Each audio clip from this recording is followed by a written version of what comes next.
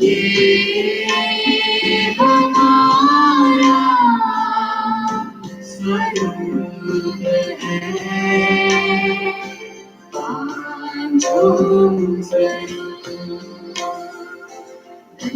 हमारे संग हमको याद करते हैं उनके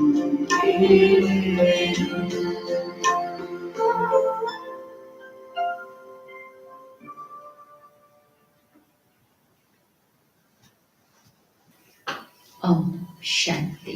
Om Shanti. Good morning. Good morning. बाबा हम बच्चों को कहते हैं कि कैसे देह अभिमान में हम सभी बेसमझ बन गए।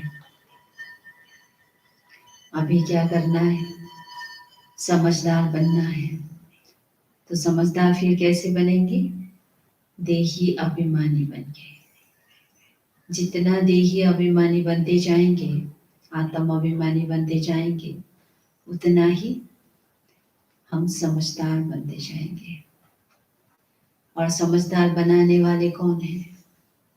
सबसे ऊंचते ऊंच हमारा बाबा। शिव बाबा हम बच्चों को समझदार बनाने आए, क्योंकि बाबा ही कौन है? ज्ञान का सागर है, सद्गति दाता है, प्रेम का सागर है और सर्वशक्तिमान है। तो बाबा हम बच्चों को अभी ऐसी ऐसी युक्ति बताते हैं कि कैसे हम फिर से समझदार बन सके। तो बाबा ये चाहते कि बच्चे और युक्तियां निकालो कि दूसरे को भी कैसे हम समझदार बनाएं। जिसने अच्छी तरह से ड्रामा को समझ लिया, तो बाबा कहते हैं फिर वो ये कभी नहीं कहेंगे कि हम केवल परम धाम में बैठे रहे, शांति धाम में ही बैठे रहे। सबको एक बार इस धरती पे आना ही है, नाटक खेलना ही है। इसीलिए ऐसा बाप मिला है जो ज्ञान का सागर, पतित पावन और सर्व का सद्गति करने वाला। बाबा जो कहे उसी श्रीमत में चलो तो संपूर्ण बन जाएंगे। तो मुरली हम सब के लिए श्रीमत है, और ये श्रीमत हमेशा याद रखना है। 7, 10, 20 के महावाक्य। बाबा कहते मीठे बच्चे, आत्मा अभिमानी होकर बैठो, अंदर घुटते रहो, अंदर घुटते रहो, मैं आत्मा हूं। देही अभिमानी बनो, सच्चा चाट रखो तो समझदार बनते जाएंगे।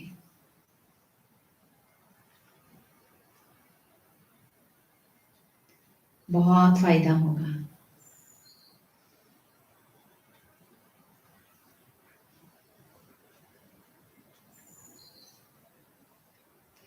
प्रश्न,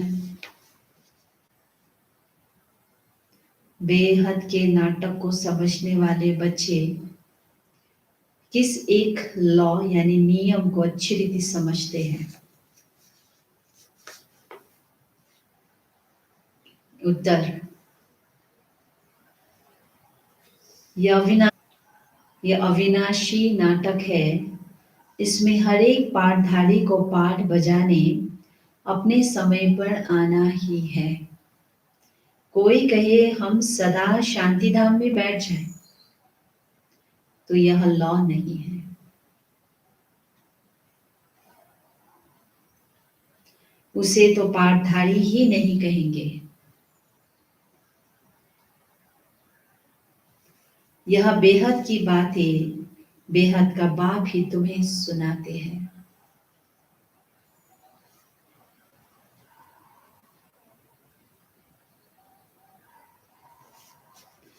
ओम शांति। बाबा कहते अपने को आत्मा समझकर बैठो, देह अभिमान छोड़कर बैठो। बेहद का बाप बच्चों को समझा रहे हैं। समझाया उनको जाता है जो बेसमझ होते हैं। आत्मा समझती है कि बाप सच कहते हैं। हम आत्मा बेसमझ बन गई है। मैं आत्मा अविनाशी हूँ, शरीर विनाशी है। मैं आत्मा अभिमान छोड़ दे अभिमान में फंस पड़ा हूँ, तो बेसमझ ठहरे ना। मैं ओरिजिनल में आत्मा हूँ, लेकिन ये शरीर समझ के बैठे हूँ, तो क्या बन गई? बेसमझ। तो बाप कहते सब बच्चे बेसमझ हो पड़े हैं देह अभिमान में आकर। फिर तुम बाप द्वारा देही अभिमानी बनते हो तो बिल्कुल समझदार बन जाते हो। कोई तो बन गए हैं, कोई पुरुषार्थ करते रहते हैं। आधा कल्प लगा है बेसमझ बनने में। इस अंतिम जन्म में फिर समझदार बनना है। आधा कल्प से बेसमझ होते होते 100% बेसमझ बन जाते हैं। देह अभिमान में आकर ड्रामा प्लान अनुसार तुम गिरते आए हो। अभी तुमको समझ मिली है, फिर भी पुरुषार्थ बहुत करना है, क्योंकि बच्चों में दैवी गुण भी चाहिए। पुरुषार्थ क्या चीज में करना है? दैवी गुण भरने में। बच्चे जानते हैं हम सब सर्व गुण संपन्न, 16 कला संपूर्ण, संपूर्ण निर्विकारी, मर्यादा पुरुषोत्तम, परम अहिंसक या डबल अहिंसक भी कहते हैं। संपूर्ण पवित्र बनना ही है। पहले हम ही थे, फिर से बनना है। ये भूलना नहीं है, हम थे, कोई नई बात नहीं है। फिर इस समय निर्गुण बन पड़े हैं। पहले क्या थे और अब देखो, इस समय निर्गुण बन पड़े हैं। कोई भी गुण नहीं रहा है। तुम बच्चों में भी नंबरवार पुरुषार्थ अनुसार इसके है। समझते समझते भी कितने वर्ष हो गए हैं। फिर भी जो नए हैं वो अच्छे समझदार बनते जाते हैं, औरों को भी बनाने का पुरुषार्थ करते हैं। कोई ने तो बिल्कुल नहीं समझा है, बेसमझ ही है। बाप आए ही है समझदार बनाने। बच्चे समझते हैं माया के कारण हम बेसमझ बने हैं। हम पूज्य थे तो समझदार थे, फिर हम ही पुजारी बन बेसमझ बने हैं। आदि सनातन देवी देवता धर्म प्राय लोप हो गया है। इनका दुनिया में किसको पता नहीं है। यह लक्ष्मी नारायण कितने समझदार थे, राज्य करते थे। बाप कहते तत्वतम, फिर से बनना है। तुम भी अपने लिए ऐसे समझो। यह बहुत बहुत समझने की बातें हैं। सिवाय बाप के कोई समझा ना सके। अभी महसूस होता है बाप ही ऊंचते ऊंच समझदार तेज समझदार होगा ना। एक तो ज्ञान का सागर है, सर्व का सदगति दाता भी है, पतित पावन भी है। इसलिए बाबा कौन है? ऊंचते ऊंच समझदार। एक की ही महिमा है। इतना ऊंचते ऊंच बाप आकर के बच्चे बच्चे कहे कैसे अच्छी रीति समझाते हैं। बाबा कहते बच्चे अब पावन बनना है, उसके लिए बाप एक ही दवाई देते हैं। कहते हैं योग से तुम भविष्य 21 जन्म निरोगी बन जाएंगे। तुम्हारे सब रोग दुख खत्म हो जाएंगे, तुम मुक्ति धाम में चले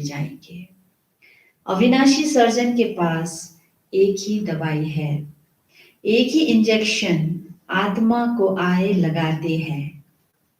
ऐसे नहीं कोई मनुष्य बैरिस्ट्री भी करेंगे, इंजीनियरिंग भी करेंगे, नहीं। हर एक आदमी अपने धंधे में ही लग जाते हैं। बाप को कहते हैं आकर पति से पावन बनाओ, क्योंकि पतित बने में दुख है। पतित जितना बनते उतना ही दुख का अनुभव होता है। शांति धाम को पावन दुनिया नहीं कहेंगे, स्वर्ग को ही पावन दुनिया कहेंगे। यह भी समझाया है। मनुष्य शांति और सुख चाहते हैं। सच्ची सच्ची शांति तो वहां है जहां शरीर नहीं, उसको कहा जाता है शांति धाम।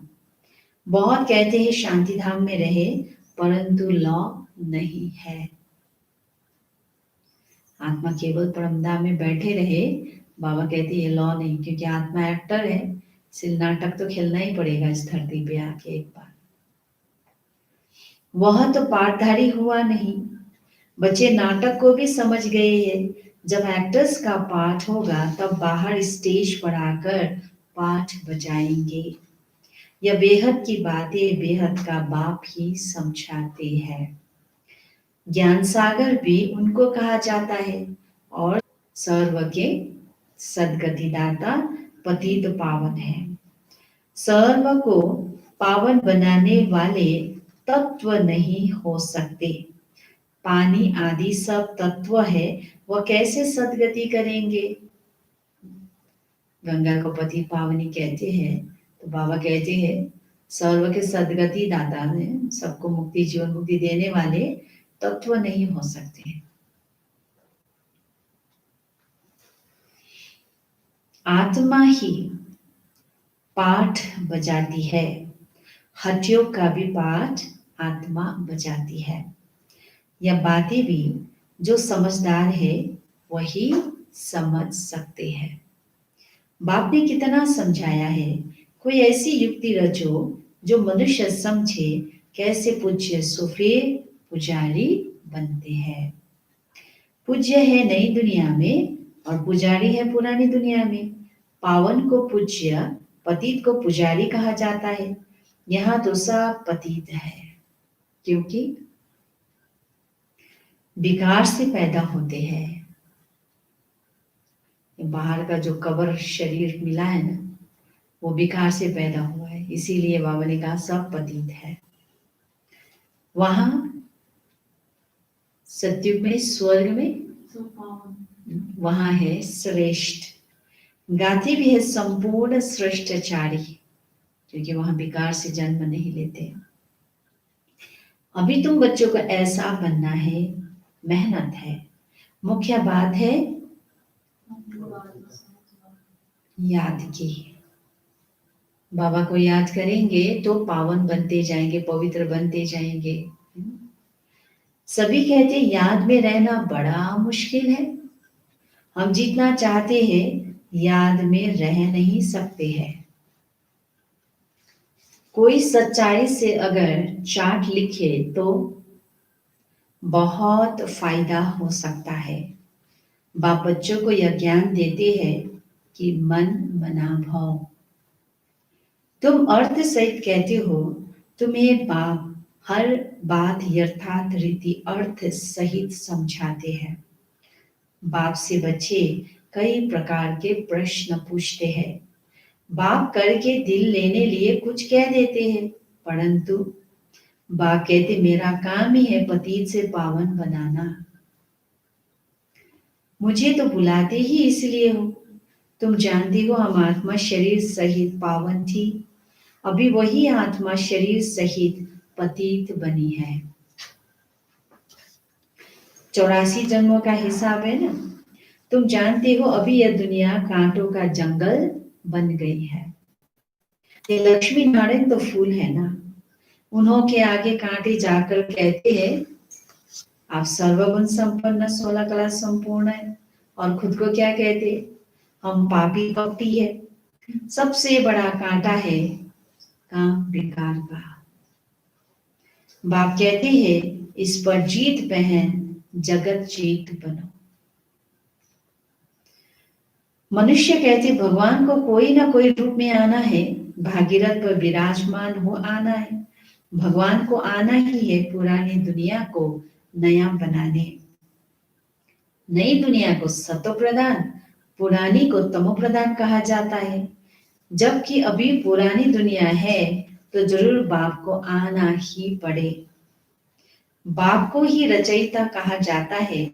तुम बच्चों को कितना सहज समझाते हैं, कितनी खुशी होनी चाहिए। बाकी किसका कर्म भोग का हिसाब किताब है, कुछ भी है वह तो भोगना है। इसमें बाबा आशीर्वाद नहीं करते हैं। हमको बुलाते ही हो बाबा आकर हमको बरसा दो। बाबा से क्या वर्षा पाने चाहते हो? मुक्ति, जीवन मुक्ति का। मुक्ति जीवन मुक्ति का दाता एक ही ज्ञान सागर बाप है, इसलिए उनको ज्ञान दाता कहा जाता है। भगवान ने ज्ञान दिया था, परंतु कब दिया, किसने दिया, यह किसको पता नहीं है। सारा मुंझाड़ा इसमें है। किसको ज्ञान दिया यह भी किसको पता नहीं है। अभी यह ब्रह्मा बैठे हैं, इनको मालूम पड़ा है कि हम सो नारायण था, फिर 84 जन्म भोगे। तो यह है नंबर 1 में बाबा बतलाते हैं मेरी तो आंखें खुल गई। ब्रह्मा बाबा भी बतलाते हैं कि मेरी तो आंखें खुल गई। 60 वर्ष तक वो भी क्या कर रहे थे? भगवान को ढूंढ रहे थे। क्या क्या नहीं किया होगा भक्ति मार्ग में। 12 गुरु बनाए, आप सोचो। अब 12 गुरु भी, अब एक एक गुरुओं को भी इतना भगवान का रूप देके, इतना रिस्पेक्ट रिगार्ड देके, जो गुरु कहे बस वो आज्ञा मानते थे। आप सोचो 12 गुरु ने कितना घुमाया होगा, हाँ क्या क्या करवाया होगा। आप सोचो भक्ति मार्ग में जितना लेखराज दादा बाद में जाके ज्ञानी बन गए, तो ब्रह्मा बाबा सबसे अनुभवी रथ, इसीलिए बाबा कहते हैं तीर्थ यात्रा से लेके क्या नहीं किया, पूजा पाठ जप तप हवन कीर्तन सब, व्रत पर भगवान कब आएंगे ढूंढते रहते थे। इसीलिए जब बाबा आ गए, शिव बाबा ने उनके ही तन में प्रवेश किया, तो ब्रह्मा बाबा भी बतलाते हैं मेरी तो आंख ही खुल गई। कहां कहां ढूंढ रहे थे, आंख खुल गई। तुम भी कहेंगे हमारी तो आंखें ही खुल गई। खुल गई, तीसरा नेत्र मिल गया। क्या कर रहे थे आप सोचो, जब वो आंख बंद था तीसरा नेत्र, ज्ञान की आंखें नहीं थी, क्या कर रहे थे? मंदिरों का चक्र, हाँ जी, ढूंढ रहे थे ना, मंदिर में, मस्जिद में, कोई गुम्बा में, कोई कहाँ चर्च में। तुम भी कहेंगे हमारी तो आंखें ही खुल गई। तीसरा नेत्र तो खुलता है ना। तुम कहेंगे हमको बाप का सृष्टि चक्र का पूरा ज्ञान मिल गया है, मैं जो हूं जैसा हूं, मेरी आंखें खुल गई है। कितना वंडर है। हम आत्मा फर्स्ट है और फिर हम अपने को देह समझ बैठे। आत्मा कहती है हम एक शरीर छोड़ दूसरा लेता हूं, फिर भी हम अपने को आत्मा भूल दे अभिमानी बन जाते हैं। इसीलिए अब तुमको पहले पहले यह समझ देता हूं कि अपने को आत्मा समझ बैठो। अब ओरिजिनल ज्ञान ही यही है और इसी में अभ्यास बार बार करना। इसलिए शुरू में बाबा ने क्या कहा, घोटते रहो अंदर ही अंदर। सो बाबा कहते हैं अंदर में यह घोटते रहो कि मैं आत्मा हूं। आत्मा न समझने से बाप को भूल जाते हो, फील करते हो बड़ोबर हम घड़ी घड़ी देह अभिमान में आ जाते हैं। मेहनत करनी है, यहां बैठो तो भी आत्मा अभिमानी होकर बैठो। बाप कहते हम तुम बच्चों को राजाई देने आए हैं। आधा कल तुमने हमको याद किया है। कोई भी बात सामने आती तो कहते हाय राम, परंतु ईश्वर व राम कौन है यह किसको पता नहीं। तुमको सिद्ध करना है ज्ञान का सागर, पतित पावन, सर्व का सदगति दाता, त्रिमूर्ति परमपिता परमात्मा शिव है।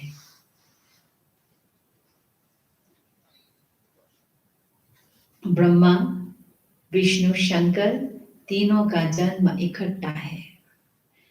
सिर्फ शिव जयंती नहीं है, परंतु त्रिमूर्ति शिव जयंती है। जरूर जब शिव की जयंती होगी तो ब्रह्मा की भी जयंती होगी। शिव की जयंती मनाते हैं, परंतु ब्रह्मा ने क्या किया? लौकिक, पारलौकिक और यह है अलौकिक बाप। यह है प्रजापिता ब्रह्मा। बाप कहते नई दुनिया में, नई दुनिया के लिए यह नया ज्ञान अभी तुमको मिलता है, फिर प्राय लोप हो जाता है। जिसको बाप रचता और रचना का ज्ञान नहीं तो अज्ञानी ठहरे ना। ज्ञान नींद में सोए पड़े हैं। ज्ञान से है दिन, भक्ति से है रात। शिवरात्रि का अर्थ भी नहीं जानती, इसीलिए उनकी हॉलीडे भी उड़ा दी है। अभी तुम जानते हो बाप आते ही है सबकी जोत जगाने। तुम यह बत्तियां आदि जगाएंगे तो समझेंगे इनका कोई बड़ा दिन है। अब तुम जगाते हो अर्थ सहित। दिवाली से भी बड़ा हमारा शिवरात्रि है। दिवाली में कैसे बत्तियां जलाते हैं, बाबा कहते शिवरात्रि में भी ऐसे करो, तो उनको लगेगा ना ये कुछ बड़ा दिन है, कुछ तो होगा जो ये लोग इतना मना रहे हैं। तो अब तुम जगाते हो अर्थ सहित, वो लोग थोड़ी समझेंगे। तुम्हारे भाषण से पूरा समझ नहीं सकते। अभी सारे विश्व पर रावण का राज्य है। यहाँ तो मनुष्य कितने दुखी हैं। रिद्धि सिद्धि वाले भी बहुत तंग करते हैं, जादू टोना करते रहेंगे, बहुतों को तंग करते हैं। तो अखबारों में भी पढ़ता है इनमें इविल सोल है, बहुत दुख देते हैं। तो बाबा कहते इन बातों से तुम्हारा कोई कनेक्शन नहीं। क्लियर? इस पे हमें जाना ही नहीं। ये सब रिद्धि सिद्धि का भी खेल है। इस पे हमारा बुद्धि योग गया तो हमारा ही टाइम वेस्ट होगा ना। ठीक है, इसीलिए बाबा ने उस तरफ बुद्धि ले जाओ ही नहीं। अभी तो बस एक बाबा को याद करने में लग जाओ, साक्षात्कार के पीछे भी नहीं जाना। इसमें भी कोई हमारा ताल्लुक नहीं है, ज्ञान का ताल्लुक है ही नहीं। ज्ञान और योग कुछ और ही चीज है जो हमें कहाँ से कहाँ पहुंचा देता है, मनुष्य से देवता बना देता है। बाकी ये सब चीजें, रिद्धि सिद्धि की बातें, साक्षात्कार की बातें, ये सब चीजें ये माया का खेल है जो हमारी बुद्धि को अटका देता है, हलचल में ला देता है, व्यर्थ में ले जाता है, और लास्ट में फिर मिलना कुछ नहीं, आत्मा को और भी दुखी कर देता है। क्लियर? इसलिए इस पर भी ध्यान देना नहीं है। तो बाबा बोले बाप तो सीधी बात बताते हैं, इससे हमारा कोई कनेक्शन नहीं। बाबा ने तो सीधी बात बता दिया ना, बच्चे तुम मुझे याद करो तो तुम पावन बन जाएंगे। बस सिंपल बात, सीधा बात है। बच्चे तुम मुझे याद करो तो तुम पावन बन जाएंगे, तुम्हारे सब दुख दूर हो जाएंगे। अच्छा, मीठे मीठे सिखिलते बच्चों प्रति माता पिता बाप दादा का याद प्यार और गुड मॉर्निंग। रूहानी बाप की रूहानी बच्चों को नमस्ते। हम रूहानी बच्चों की रूहानी बाप दादा को याद प्यार गुड मॉर्निंग और नमस्ते नमस्ते नमस्ते। के लिए मुख्य सार, 1 नंबर, यथार्थ रीति बाप को याद करने व आत्म अभिमानी बनने की मेहनत करनी है। यथार्थ रीति बाप को याद करने व आत्म अभिमानी बनने की मेहनत करनी है। सच्चाई से अपना चार्ट रखना है, सच्चाई से अपना चार्ट रखना है। इसमें ही बहुत बहुत फायदा है।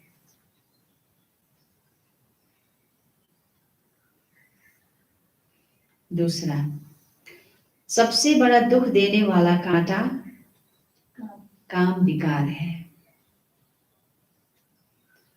इस पर योग बल से विजय प्राप्त कर पतित से पावन बनना है।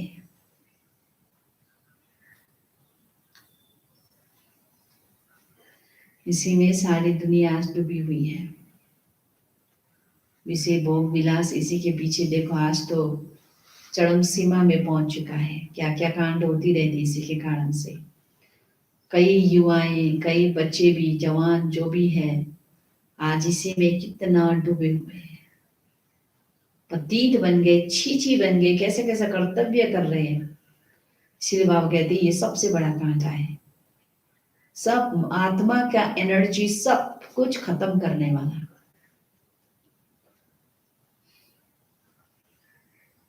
बाकी किन्हीं भी बातों से तुम्हारा कनेक्शन नहीं। वरदान,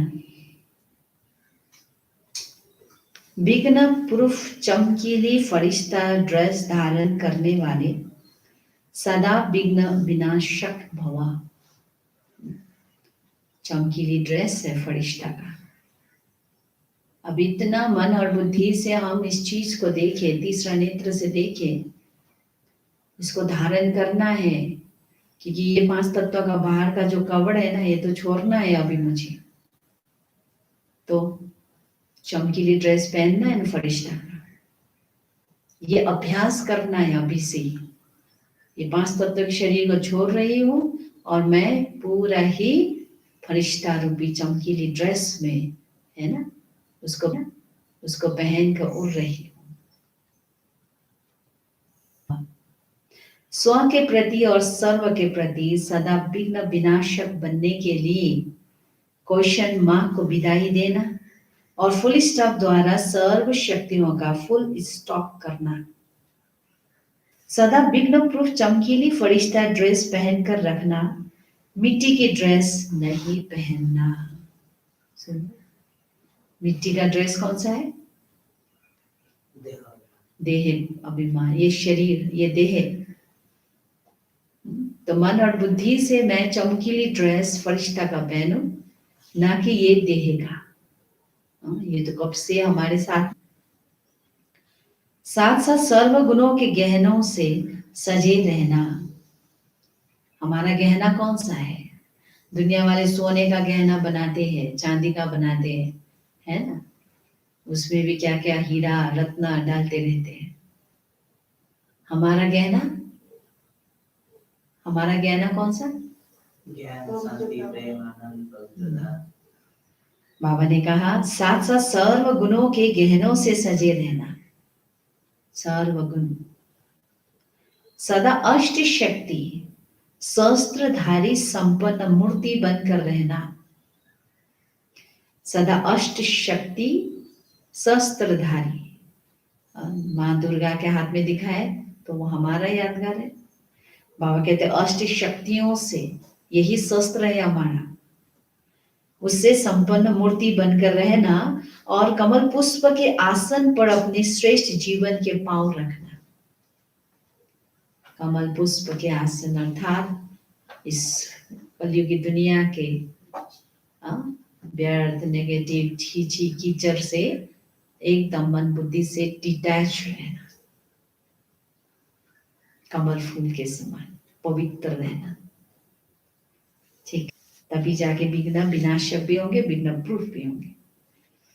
स्लोगन, आज पर पूरा पूरा अटेंशन दो तो फर्स्ट डिवीजन में नंबर आ जाएगा। फर्स्ट डिवीजन लेना है तो बाबा ने कहा अभ्यास करो। अच्छा, मातेश्वरी जी के अनमोल महावाक्य, सरस्वती मम्मा ने सुनाया हुआ महावाक्य, यह ईश्वरीय नॉलेज सर्व मनुष्य आत्माओं के लिए है।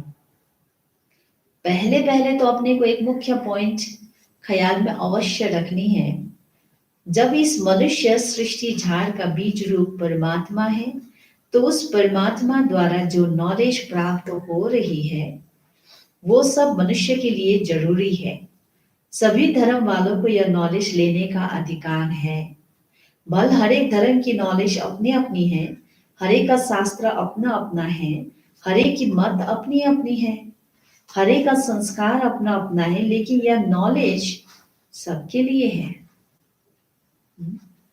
शास्त्र कहो या जो भी अपना अपना भगवान बना के भी रखा होगा, लेकिन ये जो शिव बाबा का ज्ञान है ये हर एक के लिए है। भल वो इस ज्ञान को न भी उठा सके, हमारे घराने में भी न आवे, ये ब्राह्मण घराने में या देवी देवता घराने में न भी आए, परंतु सबका पिता होने कारण, लेकिन शिव बाबा तो सर्व आत्माओं का पिता है ना, तो सबका पिता होने कारण उनसे योग लगाने से फिर भी पवित्र अवश्य बनेंगे। क्योंकि द्वापर युग के बाद में भी तो महान आत्माओं का आना है।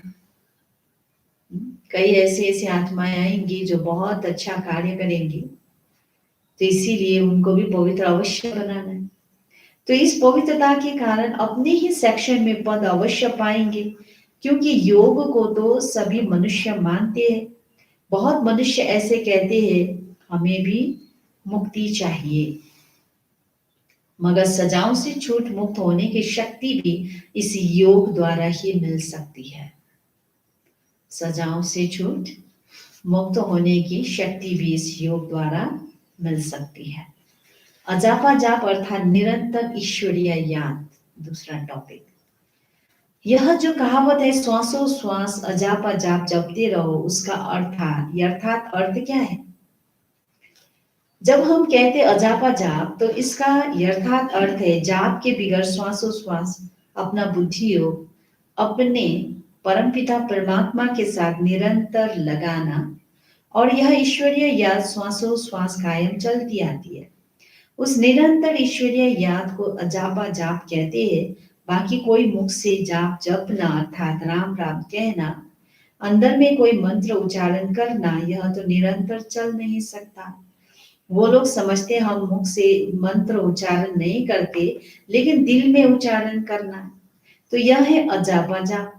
परंतु यह तो सहज एक विचार की बात है, जहां अपना शब्द ही अजापा जाप है, जिसको जपने की भी जरूरत नहीं है। आंतरिक बैठ कोई मूर्ति का ध्यान भी नहीं करना है, न कुछ सिमरन करना है, क्योंकि वो भी निरंतर खाते पीते रह नहीं सकेंगे। लेकिन हम जो ईश्वरीय याद करते हैं वही निरंतर चल सकती है, क्योंकि यह बहुत सहज है।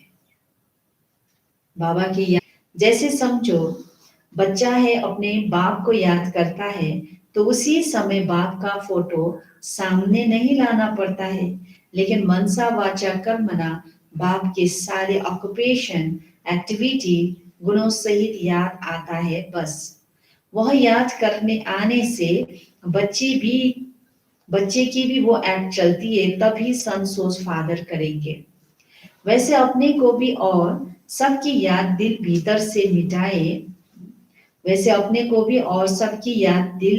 से मिटाए, उस एक की असली पारलौकिक परमपिता परमात्मा की याद में रहना है। इसमें उठते बैठते खाते पीते निरंतर याद में चल सकते हैं। उससे याद से ही कर्मातीत बनते हैं, तो इस नेचुरल याद को ही अजापा जाप कहते हैं। तो इस नेचुरल याद को ही अजापा जाप कहते हैं। भक्ति में अजापा जाप किसको कहते हैं, और देखो ज्ञान मार्ग में अजापा जाप कैसे किसको कहते हैं, तो मम्मा ने ये स्पष्ट कर दिया। अच्छा, ओम शांति। का सोमान है, मैं फीलिंग प्रूफ आत्मा हूं। योग अभ्यास। सर्वशक्तिमान परमात्मा शिव की शक्तिशाली किरणें मुझ आत्मा पर निरंतर बरस रही है, जिसके फल स्वरूप मैं आत्मा फीलिंग प्रूफ बन गई हूं। अब मुझ आत्मा से शक्तियों के वाइब्रेशन पूरे विश्व में फैल रहे हैं। सभी आत्माएं शारीरिक, मानसिक व भावनात्मक रूप से समर्थ बनती जा रही है तथा निंदा, स्तुति, मान अपमान, सुख दुख सभी में भी एक रस समान स्थिति बन रही है। चिंतन है, चेक करें, मुझे परमात्मा से मिली हुई विशेषताओं का अहंकार तो नहीं है। मैं आत्मा छुई मुई की तरह तो नहीं हूँ। मैं और मेरेपन के भान से पूर्णत मुक्त हूँ। मैं आत्मा सोमान में रहकर दूसरों को सम्मान देती हूँ। स्वयं सोमान में रहो। अव्यक्त इशारे है, ये 21 नवंबर 1998 की है। लास्ट समय को सोचते हो लेकिन लास्ट स्थिति को सोचो। लास्ट समय में क्या होगा, पता नहीं क्या होगा। तो बाबा ने कहा उसके समय के लिए मत सोचो, विनाश कैसे होगा, क्या होगा, नहीं। लास्ट समय को सोचते हो लेकिन लास्ट स्थिति को सोचो। मेरा अंतिम श्वास जब छूटे उस समय में मेरी स्थिति क्या होगी। एक बाबा दूसरा ना कोई होगा, एक की ही याद में शरीर छूटेंगे। तो बाबा ने कहा उसको सोचो, उस पर अभ्यास करो। ठीक है। ओम शांति।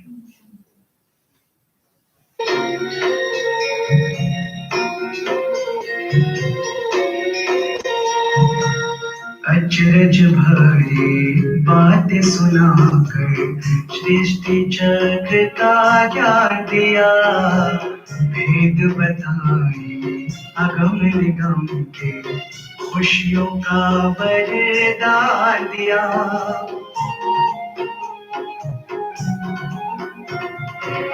मीठे मीठे बच्चे कहकर जीवन मीठा कर दिया।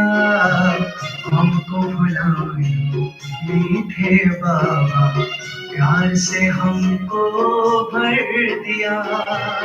कितना सुकून दिया हमको में समा कर। इतना प्यार दिया हमको बाबा मुरली सुनाकर। इतना प्यार दिया हमको बाबा मुरली सुनाकर।